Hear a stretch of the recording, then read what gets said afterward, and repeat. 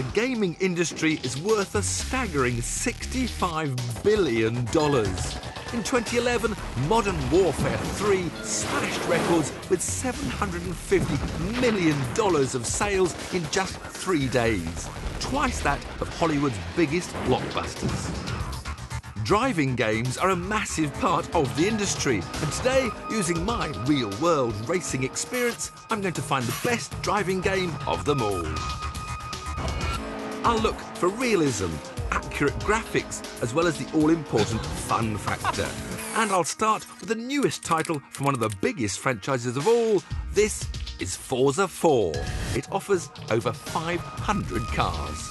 But I think I'll just go for a Ferrari, why not? 458 Italia. Silverstone.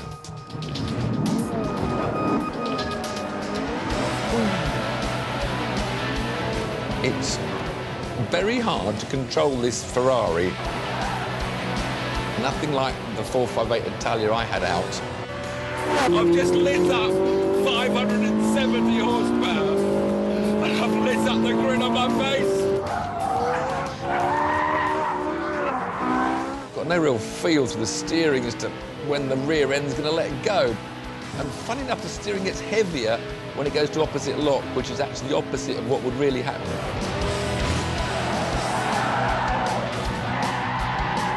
I'm afraid Forza just isn't as realistic as I want. Welcome to Dirt 3, Ken Block's world. I think I'll fancy a bit of rallying. 100, left 6, opens. I really feel like I'm in a rally here.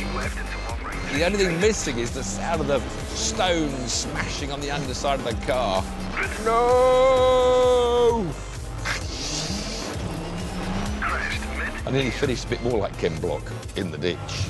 Sorry, Ken. Didn't happen that often. Next up is a PC game, iRacing. For a £65 annual fee, you can compete live against gamers around the world. I'm using the PC-only £11,000 GT Series gaming chair, which uses motors to simulate the motions of a car. This seat's fantastic. But for me, iRacing just isn't exciting or realistic enough. Especially when compared to another online simulation, Sim Raceway. It's free to download, but you have to pay a small fee to get more tracks and cars.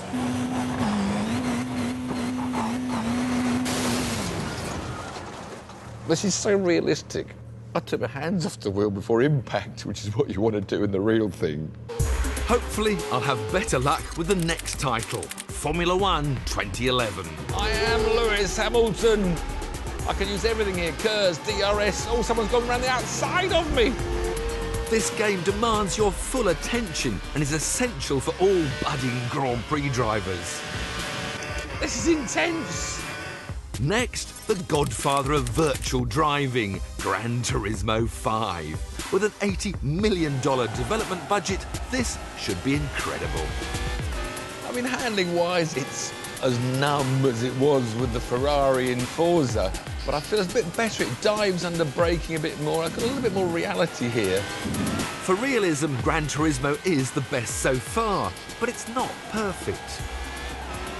It surprised me they can't get the sounds more accurate on these games. It's so simple just to record the real thing on board and, well, replicate it. Finally, a wild card. Crash Time 4 is a police pursuit game set in Germany. Control to all units. Accident reported with multiple injuries. It's a mission for Tiff.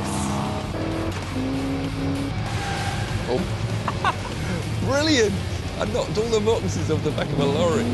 The graphics aren't great, but for sheer escapism, I rate it highly. This game is fun. So it's time to reveal my top 3. Third place goes to F1 2011. You can sit in the driving seat of your hero, and it's brilliant at capturing all the elements of a Grand Prix. No! The number 2 spot goes to Crash Time 4. This made me laugh more than any other game. So, after a hard day's gaming, there's just one left. our winner and my favourite, Dirt 3. And here's why. It's got rallying, rallycross and gymkhanas. The graphics are rich, the sounds are spot on, and it's great for either serious racing or just being silly in a classic rally car. Once you've mounted your phone on the windscreen, pointing outwards, obviously, you then press the big red button there, and it senses any high G-forces associated with an accident. So if you do have a shunt, it will record and store that footage for you to review later. In the last 10 years, there's been a massive demand for armoured 4x4s like this Toyota Land Cruiser. It costs around £250,000 and has been built to withstand machine gun fire, improvised explosive devices and even suicide bombers.